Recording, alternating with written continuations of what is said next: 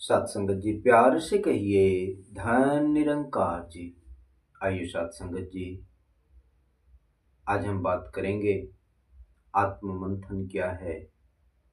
किसी भी वस्तु के बारे में विस्तार से जान लेना आत्म मंथन है। किसी भी पशु पक्षी के बारे में विस्तार से जान लेना आत्म मंथन है।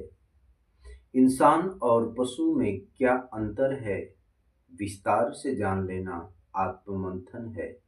अगर हम विस्तार से जानने का प्रयास करें कि आत्ममंथन क्या है, तो इंसान के जीवन में, पशु पक्षी के जीवन में क्या अंतर है, इसके बारे में अगर हम जानने का प्रयास करते हैं तो ये आत्ममंथन है।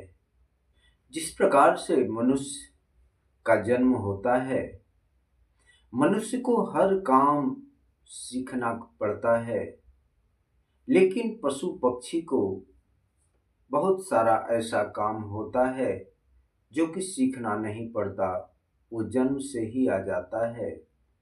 जैसे कि मछली को तैरना,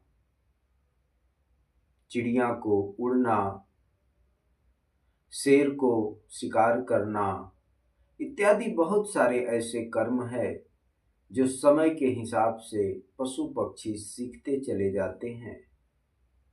लेकिन इंसान को हर काम करने से पहले उसको सीखना पड़ता है। चाहे वो पढ़ना हो, लिखना हो, बोलना हो, खाना हो, नहाना हो, किसी भी कार्य में जब वो इंसान जाता है तो वो पहले सीखता है। सीखने के बाद तब वो कार्य शुरू करता है। जब इंसान पैदा होता है उस समय इंसान बिल्कुल कोरे कागज की तरह रहता है। उसका जीवन बिल्कुल साफ पात रहता है।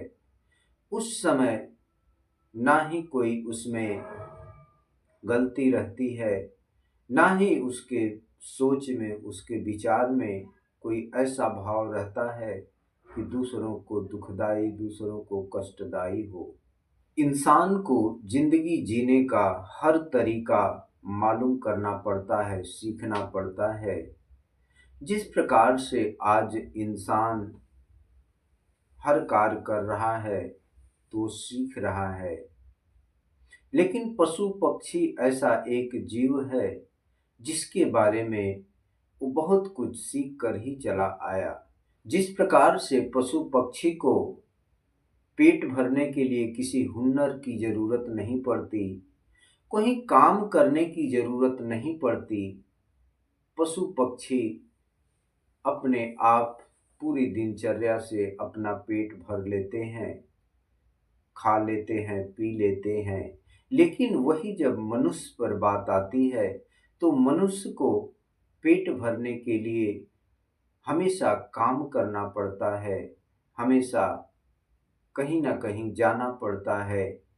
चाहे वो नौकरी करे, चाहे वो काम करे, चाहे वो धंधा बिजनेस करे, लेकिन कुछ ना कुछ करना पड़ता है।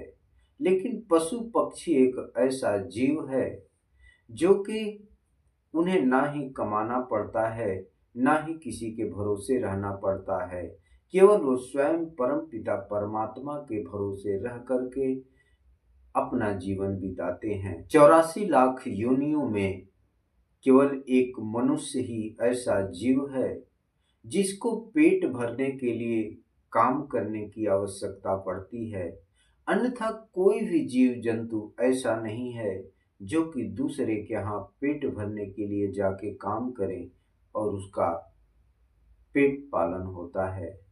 फिर भी इंसान को सर्वश्रेष्ठ माना गया है, क्योंकि इंसान के पास बुद्धि है, विवेक है, सोचने व समझने की शक्ति है। जब इंसान कोई भी कार्य करता है तो सोच समझ के करता है। कौन सा काम गलत है, कौन सा सही है, ये पहले ही डिपेंड हो जाता है। लेकिन फिर भी वो इंसान, चाहे वो गलत है चाहे वो सही है, फिर भी अपना काम चलाने के लिए कुछ भी कर देता है। आइए साथ संगत जी, जब जीवन में सतगुरु आता है तब सात संगत जी जीवन का मोल एक सुंदर मोल बनता है। जब जीवन में सतगुरु आता है, तब सात संगत जी हम अपने बारे में जानने का प्रयास करते हैं कि मैं कौन हूँ, मैं कहाँ से आया हूँ, हमें मरने के बाद कहाँ जाना है। आइए सात संगत जी, जब हम अपने इस बारे में विस्तार से जानने का प्रयास करते हैं, इसी को हम आत्ममंथन कहते हैं। जब सत्संगत जी इस जीवन को इंसान अपने तरीके से जीता है, तब तक तो सत्संगत जी वो अपने तरीके से जीता चला जाता है। कोई भी इंसान कोई भी कार्य करता है तो सोचता है कि हम ये काम श्रेष्ठ कर रहे हैं, सबसे अच्छा कर रहे हैं। लेकिन सत्संगत जी जब दूसरों के लिए वो काम कष्टदायी होता है, दुखदायी होता है, तो वो कार्य अच्छा नहीं होता। हमें केवल इंसान का जीवन अगर मिला है तो इंसानों वाला कार्य करना है, इंसान के जैसा जीवन जीना है। जब हम इंसान के जैसा जीवन जीते हैं तो ये सुंदर जीवन कहलाता है। सात संगत जी प्यार से कहिए, धन निरंकार जी।